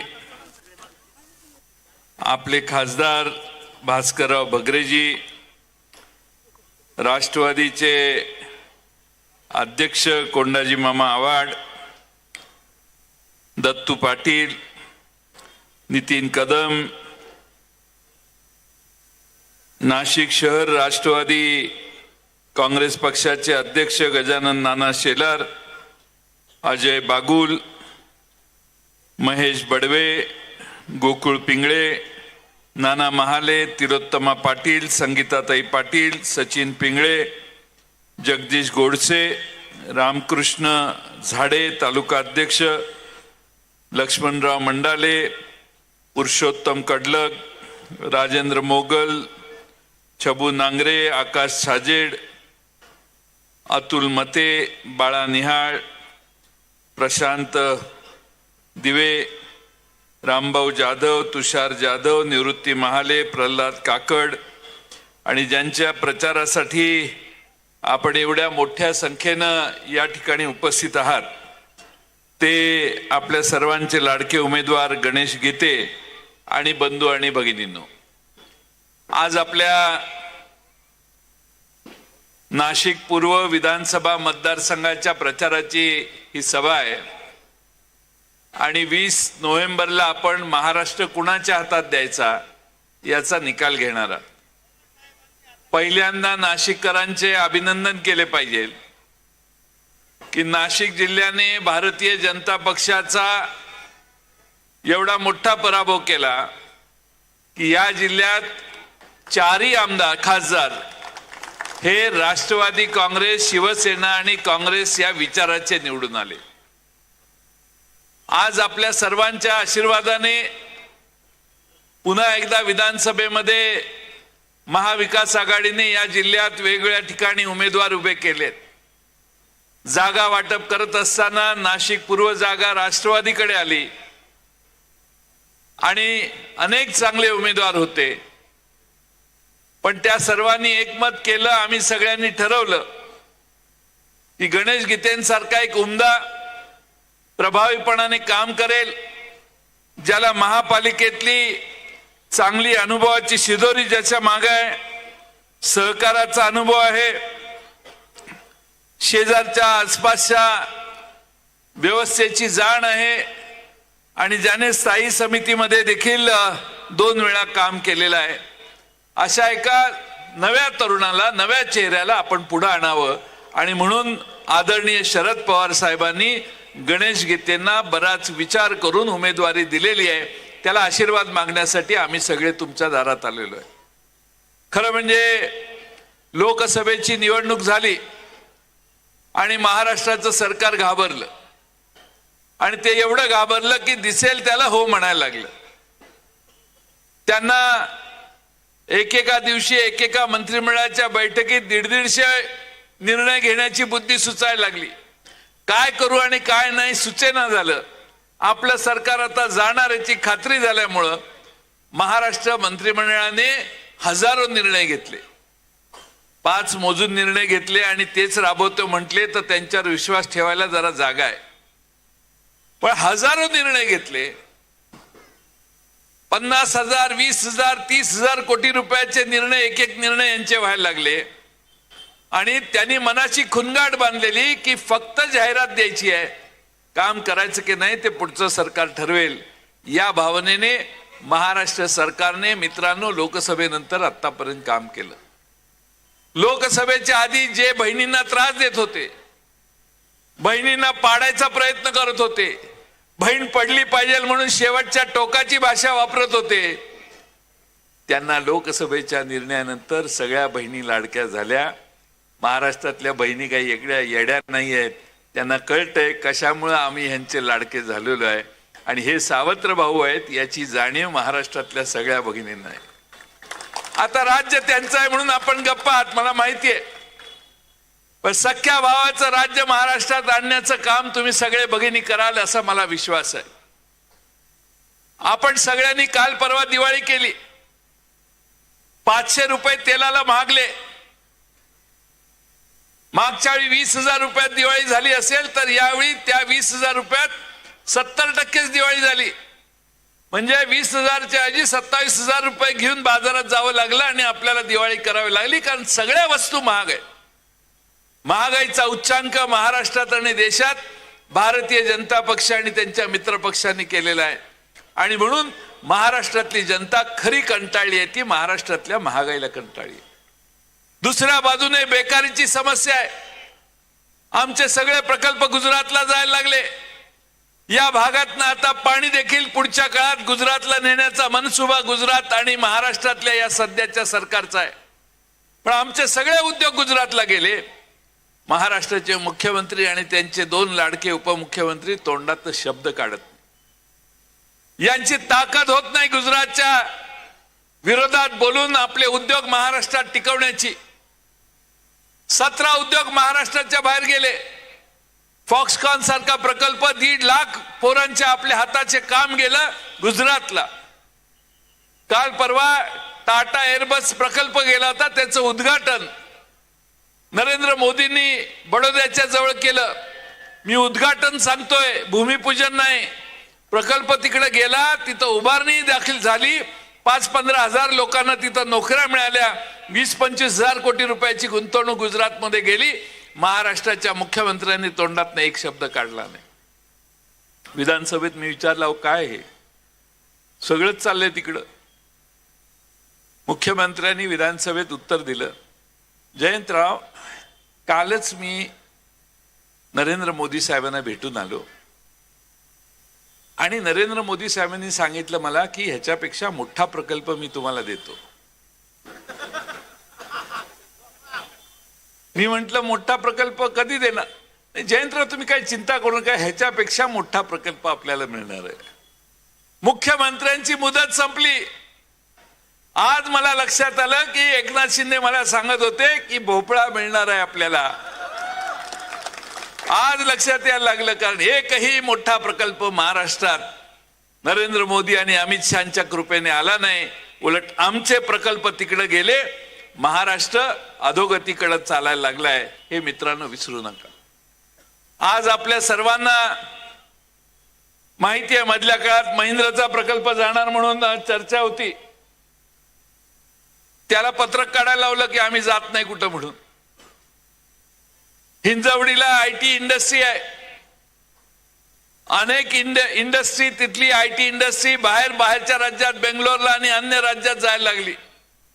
महाराष्ट्र सरकारचं उद्योजक महाराष्ट्रात यावेत, महाराष्ट्रातला रोजगार वाढावा, याकडे लक्षच नाही. हे आता आम्ही सगळ्यांनी लक्षात घेतलेलं आहे. खरं म्हणजे मित्रांनो, आज महाराष्ट्र आणि गुजरात याची तुलना करायचो आपण पूर्वी. गुजरात हे लहान राज्य आहे, आपल्या मागं असणारं राज्य होतं. मी महाराष्ट्राचा अर्थमंत्री म्हणून काम करत असताना गुजरात आपल्या मागं होतं. दरडोई उत्पन्नात गुजरात आपल्या खाली होतं. पण जेव्हा मोदी साहेब आणि देवेंद्र फडणवीस महाराष्ट्र आणि दिल्लीला बसले, त्यानंतर फक्त 2 वर्षामध्ये महाराष्ट्र गुजरातच्या खाली गेला. दरडोई उत्पन्न महाराष्ट्राचं कमी झालं आणि गुजरात आपल्या पुढं गेला, ओव्हरटेक करून पुढे गेला. गुजरातचा नंबर 5वा आला, आम्ही 6व्या क्रमांकावर गेलो. आज भारतामध्ये सगळ्या राज्यांमध्ये आम्ही 11व्या क्रमांकावर जाऊन पोहोचलो. दरडोई उत्पन्न कमी आहे, याचा अर्थ काय?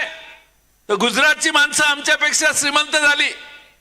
गुजरातच्या माणसाचं उत्पन्न आमच्या महाराष्ट्रातल्या लोकांपेक्षा जास्त झालं. मनाला चीड आणणारी गोष्ट आहे.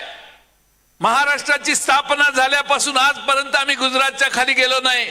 पण ह्यांची कर्तबगारी जेवढी दिवाळखोरीची आहे, हे महाराष्ट्र मित्रांनो आता खालच्या क्रमांकावर जाण्याचं पाप देखील यांच्यामुळे झालेलं आहे. आणि म्हणून आमचं ऑब्जेक्शन आहे, हे दिल्लीला आव्हान देऊ शकत नाहीत. गुजरातचं तर यांनी मांडलिकत्व स्वीकारलेलं आहे. सगळा महाराष्ट्र गुजरातला आंदन दिल्यासारखा केलेला आहे. आणि म्हणून महाराष्ट्रातली जनता आज रागाने या सरकारच्या या कृत्याचा निषेध करायला लागली. काल परवा एक बातमी आली, भारताच्या सकल उत्पन्नात महाराष्ट्राचा वाटा 15-15.5% असायचा. पहिल्यांदा महाराष्ट्राचं उत्पन्न, सकल उत्पन्न, भारतामधल्या उत्पन्नातला आपला वाटा 15%वरून 13%वर गेला. आम्ही जे गेले 4 वर्ष, 5 वर्ष, 10 वर्ष सांगतोय ते खरं ठरलं. या देशात आमचे 2% कमी झाले, याचा अर्थ काही लाख कोटी रुपयाचं उत्पन्न महाराष्ट्र निर्माण करायला कमी पडला. आणि म्हणून आपण सगळ्यांनी महाराष्ट्राची अधोगती चाललेली आहे हे पहिल्यांदा लक्षात घेतलं पाहिजे. बेकारी वाढलेली आहे, महागाई वाढलेली आहे, ठीक आहे. पण महागाई डबल करण्याचा पाप देखील या लोकांचा आहे. तुम्ही कुठल्याही बाजारात गेला तर चपलेपासून टोपीपर्यंत प्रत्येक गोष्टीवर यांनी कर आकारणी केलेली आहे. आमचं सरकार होतं, मी महाराष्ट्राचा अर्थमंत्री होतो, व्हॅल्यू ॲडेड टॅक्स आणला. आमच्या भगिनींच्या अंगावरची साडी कधी टॅक्स करमुक्त होती कायम. आमच्या भावाच्या अंगावरचे शर्ट पॅन्ट सगळी कापड वापरतो, त्या कपड्यावर कर नव्हता. पण या सरकारने जीएसटी बसवला. चपलेवर जीएसटी, साडीवर जीएसटी, शर्टवर पॅन्टवर टोपीवर म्हणाल त्याच्यावर जीएसटी. काल परवा 1-2 कार्यकर्ते माझ्याकडे आले, म्हटले साहेब मी मोटरसायकल घेतली, नारळ फोडा. नारळ फोडल्यावर विचारलं कुठली आहे, यानेच सांगितलं एनफिल्ड बुलेट सगळ्यात चांगली मोटरसायकल आहे. म्हटलं कितीला मिळते, म्हटलं 2.25 लाख रुपये खर्च आला. का रे, म्हटलं 1.5 लाख रुपयाला मिळायची. नाही म्हटले मोटरसायकल महाग झाली आणि 28% कर देऊन मी मोटरसायकल खरेदी केली. म्हणजे 28% कर घेऊन दुचाकी, तुम्हाला दुचाकीवर तुमचा 28% कर, 4 चाकीवर पण असाच कर. पण जर आपण गजानन शेलार, गजाभाऊ शेलार, आमचे गजानाना यांना जर हेलिकॉप्टर घ्यायचं त्यांनी ठरवलं तर गजू नानांना त्याचा जीएसटी फक्त 5% भरावा लागेल. 5% फक्त जीएसटी श्रीमंत लोकांनी खरेदी केलेल्या वस्तूवर आहे. पण आम्ही दुचाकी खरेदी करायला गेलो तर 24% आणि 28% कर भरून आम्हाला या वस्तू मिळतात. या देशातला गरीब माणूस, तळागाळातला माणूस जास्त कर भरतो आणि श्रीमंत वर्गाचे चोचले या भारतीय जनता पक्षाने केलेले असल्यामुळं श्रीमंत वर्गाला कमी कर भरावा लागतो. ही आजची ही अवस्था आहे. आणि म्हणून हे सरकार जायला पाहिजे. ह्याची अनेक कारण आहेत. हे सगळ्यात प्रमुख कारण आहे की महाराष्ट्राचं नुकसान या लोकांनी करायला सुरुवात केलेली आहे. आज महाराष्ट्रातल्या आमच्या आया बहिणी सुरक्षित नाहीत. दर 10-15 दिवसाने एक बलात्कार होतो, त्या भगिनीला बलात्काराला तोंड द्यावं लागतं, नंतर त्या मुलींचे, महिलांचे खून केले जातात. अशी अनेक उदाहरणं मागच्या महिन्याभरात, 1.5 वर्षभरात झालेली आहेत. आमच्या लहान मुली शाळेत जातात, बदलापूर सारख्या घटना घडतात. शाळा चालकाला वाचवायला भारतीय जनता पक्षाची लोक मागे लागतात आणि त्या शाळा चालकाला वाचवण्यासाठी सर्व त्या मार्गाचा अवलंब करतात. काय चाललंय काय महाराष्ट्रात? एक भारतीय जनता पक्षाचे आमदार आहेत गणपतराव गायकवाड. हे बहादर एवढा हुशार निघाला की पोलीस स्टेशन मध्ये जाऊनच याने गोळीबार केला. त्याला अटक झाली, आता तुरुंगात आहेत ते. पण भारतीय जनता पक्षाला त्याचा एवढा स्वाभिमान, अभिमान वाटायला लागला की गणपतराव गायकवाडांच्या पत्नीला त्यांनी तिकीट दिलं. तू गोळीबार करून तुरुंगात गेला ओके, पण तुझं घर आम्ही सोडणार नाही, तुझ्या पत्नीला आम्ही तिकीट देतो. महाराष्ट्रातले 2 पक्ष फोडले, शिवसेना फोडली, राष्ट्रवादी फोडली. सगळा इतिहास तुम्हाला माहिती आहे, मी वेळ घालवत नाही. मोदी साहेबांनी 70,000 कोटीचा घोटाळा काढला. सगळी आमची टोळी तिकडे निघून गेली, सगळे गेले, कोणच थांबायला तयार नाही. मलाही सांगायचं चला तिकडं, हे काय खरं नाही, लय अवघड आहे, तिकडं आमका आहे, तमका आहे, याव आहे, त्याव आहे, तुमचं असं होईल तसं होईल. म्हटलं नाही, मी शरद पवार साहेबांच्या बरोबर राहणार, तुम्हाला जायचं तिकडे जावं. आज पैसे, सत्ता, संपत्ती याच्या पलीकडे निष्ठा, प्रामाणिकपणा आणि सामान्य माणसाशी प्रामाणिकपणानं वागण्याची पद्धत ही महाराष्ट्राला आजही अभिप्रेत आहे.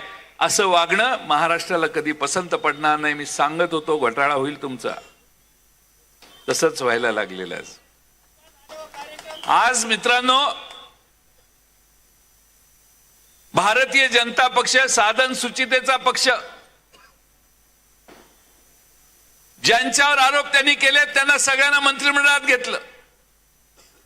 70,000 कोटीचा आरोप मी नाही केलेला, त्यांनी केला. त्यांनी केल्यावर आर पाटलांनी चौकशी लावली. आर पाटलांनी चौकशी करायची फाईल आल्यावर सही केली असेल. फाईल वर गेल्यावर पृथ्वीराज चव्हाणांनी काय सही केली नाही. सरकार बदललं, नवीन मुख्यमंत्री आले. नवीन मुख्यमंत्री एवढे हुशार निघाले की त्यांनी त्या फाईलवर सही केली. एक अजित पवारांना बोलवलं आणि अजित पवारांना सांगितलं, बघा या फाईलवर कोणी सही केलेली आहे, आर पाटलांनी सही केली आहे. अरे पण त्याच्या खाली तुम्ही सही केली, त्याचं काय झालं? त्याच्या खाली मुख्यमंत्र्यांची सही आहे आणि ते मुख्यमंत्री तुम्ही होता. आज या महाराष्ट्रात असं कधी आहे का की तुमची चौकशी झाली, तुम्हालाच बोलवून तुमची फाईल दाखवली? आज महाराष्ट्रामध्ये ज्यांना ज्यांना आरोपाखाली घेतलं त्यांना मंत्रिमंडळात घेतलं, ठीक आहे, काय ऑब्जेक्शन नाही. पण नवाब मलिक आपल्याला आठवतात, आमचे आमदार होते, ते आमचे प्रवक्ते होते. त्यांनी भारतीय जनता पक्षाच्या बऱ्याच गोष्टी बाहेर काढल्या. मग एवढं सरकार भारतीय जनता पक्ष वैतागला की त्यांनी त्यांच्यावर खोटे नाटे आरोप केले. अगदी देशद्रोहाचा देखील आरोप केला. त्यांना तुरुंगात घातलं, तुरुंगात त्यांना राहायला लागलं. नवाब मलिकांना तुरुंगात अनेक महिने खस्ता खायला लागल्या, तुरुंगात पडून राहायला लागलं. नवाब मलिक बाहेर आले. बाहेर आल्यानंतर त्यांच्यावर आरोप काय होता माहितीये? त्यांच्यावर आरोप होता देशद्रोहाचा. त्यांच्यावर आरोप होता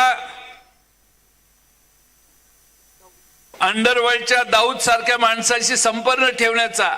आम्ही नाही आरोप केला, देवेंद्र फडणवीस आणि त्यांच्या सगळ्या मित्रांनी केला होता. आज मी हे का सांगतोय तर भारतीय जनता पक्षाला जनाची नाही मनाची तरी राहायला पाहिजे होती. ज्यांच्यावर देशद्रोहाचा आरोप, ईडी बीडी समजू शकतो आपण, ज्यांच्यावर देशद्रोहाचा आरोप आहे त्या नवाब मलिकना अजित पवारांच्या पक्षात उमेदवार म्हणून भारतीय जनता पक्षाने मान्य केलं, म्हणजे आपल्या पॅनलमध्ये घेतलं. बरं, एक देऊन ठीक आहे, एकावर एक फ्री स्कीम आहे यांची. नवाब मलिक नाही दिलं आणि नवाब मलिकांच्या मुलीलाही तिकीट दिलं. म्हणजे भारतीय जनता पक्ष कशा पद्धतीने वागतोय हे महाराष्ट्राच्या लक्षात यावं म्हणून मी आपणा सर्वांना सांगतोय. आज मी आपणा सर्वांना विनंती करायला आलोय की आमचं सरकार येईल याची मला खात्री आहे. कारण महाराष्ट्रभर फिरून प्रचंड प्रतिसाद लोक जे देत आहेत त्यात या काळ्या दगडावरची महाराष्ट्रात आता रेग आहे की या महाराष्ट्रात परिवर्तन होणार, युतीचं राज्य जाणार आणि महाविकास आघाडीचं राज्य येणार. आणि ते येताना उद्धवजी ठाकरे साहेब, शरद पवार साहेब आणि राहुल गांधी यांच्या नेतृत्वाखालचं हे महाराष्ट्रातलं सरकार तुमच्या सगळ्यांची सेवा कशी करणार ही सांगण्यासाठी शेवटची 5 मिनिटं मी घेतो. एक म्हणजे आपल्या महाराष्ट्रामध्ये आम्ही निर्णय घेतलाय महालक्ष्मी योजना राबवणार. महालक्ष्मी योजना राबवणार म्हणजे महालक्ष्मी म्हणजे आमच्या सगळ्या महालक्ष्म्यांना महिन्याला 3,000 रुपये आमचं सरकार आल्यावर द्यायचा निर्णय आम्ही केलेला आहे. या बाजूच्या सगळ्या पुरुषांना मला हे सांगायचंय की इथनं पुढं आपलं सरकार आल्यानंतर तुमची आई, तुमची बहीण, तुमची पत्नी गावाला निघाली तर एसटीला तुम्हाला ती पैसे मागणार नाही. महाराष्ट्रातल्या सगळ्या महिलांना एसटीचा प्रवास मोफत देण्याचा निर्णय आम्ही केलेला आहे. आम्ही 2 लाखाची कर्जमाफी उद्धव ठाकरेंच्या नेतृत्वाखाली केली. आता त्यात थोडीशी वाढ करून महाराष्ट्रात आमचं सरकार आल्यावर कर्जमाफी शेतकऱ्याला देण्याची देखील भूमिका आम्ही स्वीकारलेली आहे. मला आपल्या सर्वांना विचारायचंय, इथं सगळ्यात मोठं आणि महागडं हॉस्पिटल कुठलं नाशिकमध्ये? अशोका आणि वोकाड.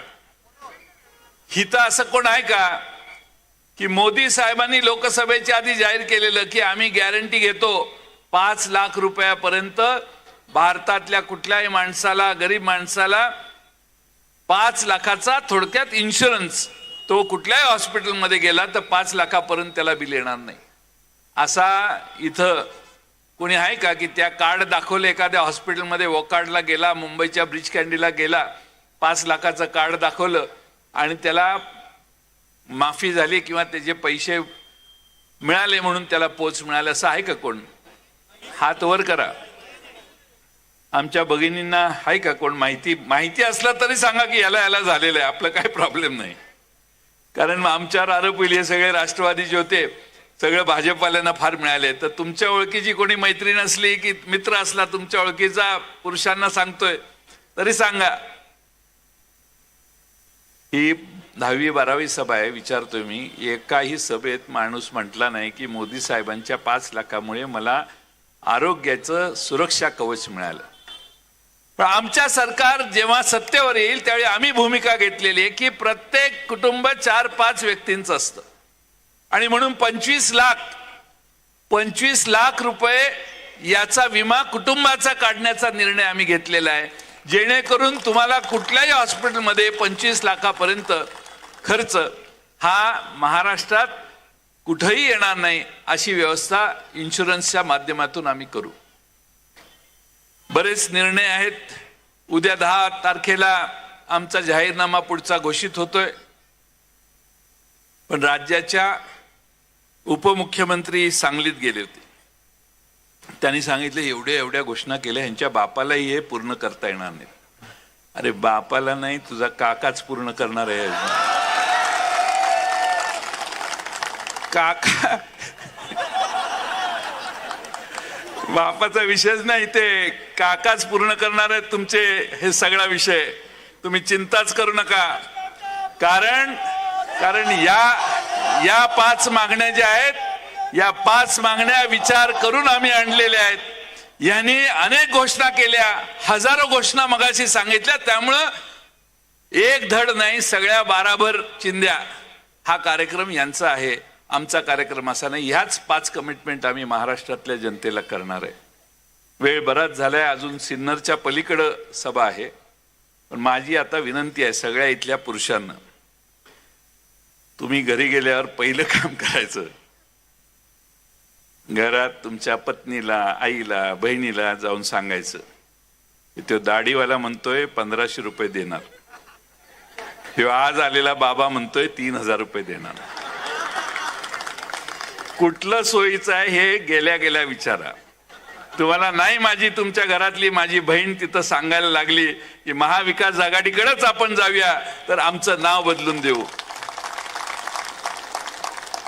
शेवटी आपल्या सर्वांना महाराष्ट्राची प्रगती आणायची आहे.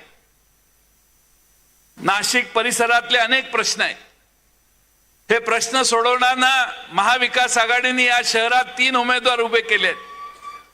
त्या 3 उमेदवारांना आपण साथ द्या, कारण आपण सगळे या मतदारसंघात पूर्वेला आहात. पण आमच्या समोर जे उमेदवार गणेश गीतेंच्या विरोधी आहेत, त्यांनी मी माहिती घेतली 2-4 पक्ष बदललेले आहेत. मागच्या वेळी माझंच तिकीट घ्यायला आले होते, माझी चर्चा झालेली, आणि नंतर काय पलटी मारली, ते अचानक इकडे येणारी गाडी दुसऱ्या बंगल्यात गेली आणि तिकडचं तिकीट घेतलं. पण गणेश गीते यांच्याशी आम्ही सगळ्यांनी बरीच चर्चा केलेली आहे. शरद पवारांचा उमेदवार म्हणून या मतदारसंघात गणेश गीते उभे आहेत. जात पात धर्म याच्या पलीकडे जाऊन ही निवडणूक आपल्याला करायची आहे. आमची एक त्यातली मागणी आहे, 5 पंचसूत्री जे आहेत त्यात जातनिहाय जनगणना करू अशी आमची भूमिका आहे. 50% जास्त आरक्षण वाढवू आणि जे या महाराष्ट्रातल्या सध्याच्या सरकारने आरक्षणाचे गोंधळ घातलेले आहेत ते गोंधळ समाप्त करण्यासाठी पूर्ण ताकदीने आम्ही काम करू, हे देखील आम्ही महाराष्ट्राला सांगणार आहे. तुम्ही चिंता करू नका. पण आम्ही वाट बघत होतो, हे दोघांशी बोलत होते. ओबीसी समाजाशी यातला एक लीडर बोलतो, दुसरा लीडर मराठा समाजाशी बोलतो. निर्णय काहीच नाही. आम्ही म्हणतोय निर्णय घ्या, आम्ही पाठिंबा देऊ. नाही म्हटले तुमची भूमिका आधी जाहीर करा.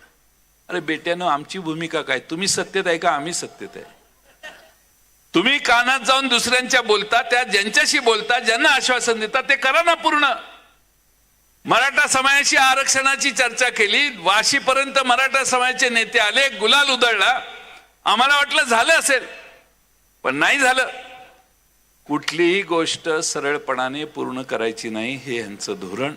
सगळ्या समाजांना खेळवत राहायचं. आणि म्हणून जातनिहाय जनगणना हे या सगळ्यांवर उत्तर आहे भगिनींनो. जातनिहाय जनगणना केली तर सगळ्यांना योग्य असं सरकारमधलं स्थान, महाराष्ट्रातल्या अर्थकारणातलं स्थान आणि मिळालेली संधी सर्वांना समान त्यांच्या जातीच्या संख्येप्रमाणे, समाजाच्या संख्येप्रमाणे देण्याची कल्पना आहे. मी हे म्हणतोय, कर्नाटकात जातनिहाय जनगणना चालू आहे, काँग्रेसनं केलेली आहे. खाली तेलंगणामध्ये देखील अशीच जातनिहाय जनगणनेचं काम चालू आहे. आमचं सरकार आल्यावर त्याच पद्धतीनं महाराष्ट्रात देखील आम्ही ते जातनिहाय जनगणना करू. आणि 50% आरक्षण का नाही वाढवतो? जाती जातीमध्ये भांडणं लागली आहेत, समाजामध्ये तेढ लागलेली आहे.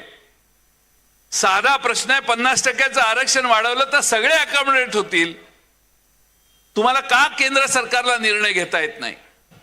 आणि म्हणून माझी आपणाला विनंती आहे की या सगळ्या पार्श्वभूमीवर तुम्ही सगळ्यांनी ताकदीने शरद पवार साहेब, उद्धव ठाकरे आणि राहुल गांधी यांच्या मागे ताकदीने उभा राहा. लोकसभेला आपण दिल्लीत यांचं सरकार थोपवलं. त्यांनी 2 टेकू घेतले, एक चंद्राबाबू नायडूचा घेतला आणि दुसरा नितीश कुमाराचा घेतला. नितीश कुमाराचं दुसरं नाव आहे पलटूराम. कधी साहेब पलटेल ह्याचा नियम नाही. चंद्राबाबूने तर अशी लय जण घालवलेली. या दोघांच्या टीकोवर यांचं सरकार फार काळ टिकणार नाही. आणि ज्या दिवशी दिल्लीचं सरकार जाईल ना, त्यावेळी आमच्या पार्टीतनं तिकडे गेलेली लोक नाहीच घेणार हो. पण सांगतोय, आता तुम्हीच आमचे देव, तुम्ही काय चिंता करू नका. पण सांगायचा मतितार्थ हा की भुजबळ साहेबांनी लोकसत्तामध्ये एक त्यांचं मुलाखत वाचली की नाही माहित नाही, काल आली आहे. भुजबळ साहेबांनी सांगितलं, मी ओबीसी होतो म्हणून मला सेंट्रल एजन्सीने बराच त्रास दिला.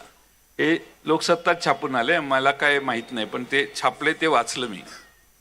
म्हटले मी फक्त ओबीसी होतो म्हणून मला त्रास देण्यात आला, सेंट्रल एजन्सी, ईडी, सीआय, काय ते सीबीआय वगैरे. आणि त्यांनी सांगितलं की सगळ्यांच्या मागं ईडीचा ससेमेरा होता. ते आहे, तुम्ही वाचा सगळ्यांनी, कालच्या लोकसत्तात आलेलं आहे. त्या सगळ्यांची चौकशी सुरू झाली म्हणून आम्ही निर्णय घेतला विषय संपून टाकूया, म्हणून ते तिकडे गेले. शरद पवारांना सोडण्याचं कारण हेच आहे, देश चालू आहे, मोदी फार मोठे नेते आहेत, मोदींच्या नेतृत्वाखाली महाराष्ट्राची प्रगती होईल, हे सब झोट. ह्यांची पंचायत झालेली म्हणून हे तिकडे गेले, दुसरं काही कारण नाही. पण मी महाराष्ट्रात महाविकास आघाडीच्या वतीने तुम्हा सगळ्यांना वचन देतो, या भागामध्ये नाशिकमध्ये नवीन विकास आराखडा आला त्यावेळी आपल्या या परिसरात, या गावात अनेक शेतकऱ्यांच्या जमिनीवर आरक्षण पडलेली, जवळपास 1000 एकर आरक्षण पडलेली. 2012 सालची गोष्ट सांगतोय. त्यावेळी तेव्हाचे मुख्यमंत्री पृथ्वीराज चव्हाण यांनी मुख्यमंत्री असताना ती सगळी आरक्षण रद्द केली आणि एक नवीन अधिकारी भुक्ते नावाचा त्यांची नियुक्ती केली आणि फेर सर्वे करून नवीन विकास आराखडा बनवण्यात आला. हे काँग्रेस आणि राष्ट्रवादी काँग्रेसचं काम या भागातली जनता कधी विसरणार नाही, अशी माझ्यासारख्या कार्यकर्त्याला अपेक्षा आहे. आज आपण सगळे फार मोठ्या संख्येने इथं आलात. गणेश गीते हे तुमची चांगली उत्तमपणाने सेवा करतील, तुमच्या सगळ्या सुखसोयींच्या साठी पूर्ण ताकदीनं तुमच्या बरोबर राहतील. आणि शरद पवार साहेबांच्या पक्षात ते काम करत असल्यामुळं शरद पवार साहेबांच्या नेतृत्वाखाली ते तुमची अतिशय उत्तमपणाने सेवा करतील. आणि म्हणून त्यांचं चिन्ह, हे चिन्ह इथं आहे ठेवलेलं, तुतारी वाजवणारा माणूस. आमचं घड्याळ चिन्ह होतं आधी, पण चोरीला गेलं. हे काय सांगायचं, अलीकडं कशाच्या चोऱ्या होईल. त्या घड्याळाचं चिन्ह जे आहे चोरीला गेलं. इतर सगळे माग राजकीय जाणकार आहेत. पृथ्वीवर भारतात म्हणत नाही मी, देश जगाच्या पाठीवर म्हणजे पृथ्वीवर असा पक्ष नाही की ज्या पक्षाला आपल्या चिन्हाच्या खाली लिहायला लागतं की जरा गडबड आहे, हे जरा न्यायप्रविष्ट आहे. आज महाराष्ट्रामध्ये शरद पवार साहेबांना सोडून गेलेले आणि उद्धवजींना सोडून गेलेले, त्यांना प्रायश्चित्त देण्याची काळजी आपण सगळ्यांनी घ्यायची आहे. शेवटचाच मुद्दा सांगतो. छत्रपती शिवाजी महाराज तुमचं माझं दैवत. छत्रपती शिवाजी महाराज हा महाराष्ट्राचाच नाही तर देशातल्या सगळ्या तरुणांचा स्वाभिमान. मालवणला यांनी त्यांचा पुतळा बांधला. मोदी साहेबांनी उद्घाटन केलं. 8 महिन्यात पुतळा खाली पडला. एकनाथ शिंदे म्हणतात वाऱ्यामुळे पुतळा पडला. मी गेलो जवळ दुसऱ्या दिवशी लगेच तिथं काय भानगड आहे बघायला. मी लोकांना विचारलं काय रे कुठनं वारा आला. ते म्हटले साहेब इकडनं वारा आला. पुतळा कुठं पडला तर वारा ज्या बाजून आला त्याच बाजूने पडला. जनरल काही गप्पा मारायच्या. आणि म्हणून छत्रपती शिवाजी महाराजांच्या पुतळ्यामध्ये देखील यांनी भ्रष्टाचार केला. बाकीच्या भ्रष्टाचाराच्या गोष्टी तर वेगळ्याच आहेत, पण छत्रपती शिवाजी महाराजांच्या पुतळा देखील यांनी सोडला नाही. आणि म्हणून सगळा महाराष्ट्र आज वाट बघतोय 20 तारखेची. छत्रपती शिवाजी महाराजांचं स्मारक तर यांनी केलंच नाही. जो पुतळा घाई गडबडीत उभा केला त्यातही भ्रष्टाचार केला. छत्रपती शिवाजी महाराजांचा पुतळा कोसळला म्हणजे आमचा स्वाभिमान कोसळला. सगळ्या मराठी मुलकातल्या जनतेला त्या दिवशी प्रचंड दुःख झालं. आणि त्याचं शिक्षा द्यायचं काम ह्याचा मुहूर्त 20 नोव्हेंबरला आहे. 20 नोव्हेंबरला आपण तुतारी वाजवणाऱ्या माणसाच्या मागे आपल्या सगळ्यांचा आशीर्वाद द्या. आमच्या गणेश गीतेला निवडून द्या. मी तुम्हाला वचन देतो या भागातल्या सगळ्या विकासाची जबाबदारी आम्ही सगळे घेऊ. आणि पवार साहेबांच्या नेतृत्वाखाली या नाशिक शहराचा आणि ग्रामीण भागाचा विकास करण्याचा पूर्ण ताकदीनं प्रयत्न करू. पुन्हा एकदा आपण सगळे मोठ्या संख्येने उपस्थित राहिलात.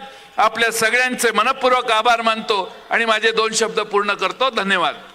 हेलो गणेश भाऊ आगे बढ़ो. गणेश भाऊ आगे बढ़ो. महाराष्ट्राचा बुलंद आवाज. महाराष्ट्राचा बुलंद आवाज. जयंत पाटील साहेब आगे बढ़ो. बड़े साथ है.